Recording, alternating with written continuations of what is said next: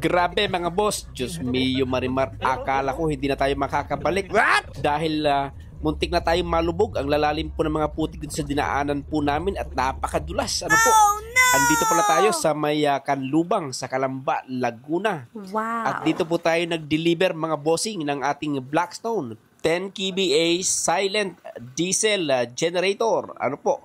Gagamitin po ito araw-araw sa kanila pong construction work dahil meron pong project dito sila Engineer Faith. Ano po? At syempre, pagdating pa lang po natin, agad na po natin binuksan ang mga pinto at itinuturo natin dyan, detalye, ang mga kinakailangan pong gawin sa proper operation at saka sa maintenance nitong ating pong unit. Syempre po, laro na po ito. Dahil yan po mga boss, araw-araw po yan gagamitin dito po sa construction dahil yan lang po ang kanilang main source ng kuryente. Ang mga basic lang naman po dyan, syempre, yung periodic change oil natin. Okay? At the same time, yung mga filters po natin, like fuel filter at saka yung air filter, kinakailangan pinapalitan din po yan. Now, if washable po ang air filter, pwede pong labhan po yan or bugahan ng hangin gamit ang air compressor.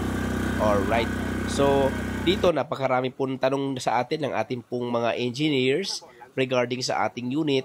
At so far, nasagot naman po natin lahat ng kanila pong mga katanungan dito po sa ating unit. Maraming salamat po. Siyempre, product po natin yan. Kinakailangan nasasatisfy po natin ang mga katanungan ng ating pong mga kliyente. Dito naman sa part nito mga boss, medyo nahirapan kaming iingat ang generator dahil may kabigatan at malambot po ang lupa. Ano po, dahil bagong ulan, sabi ko yung mga bata-bata pa lumipat sa unahan at yung iba naman magtulak na lang po sa likod. Talagang bumabaon, kinakailangan talagang puwersado. Ano po, again, dito naman ay ginamitan na lang po namin ng mga plyboard.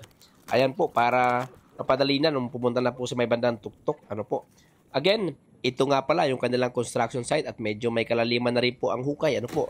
Sa lahat po ng interesado mga boss sa generator po natin, ang price po niyan 75,000 pesos. Available sa MJDT Power Tools Trading. Maraming salamat po and God bless po sa atin lahat.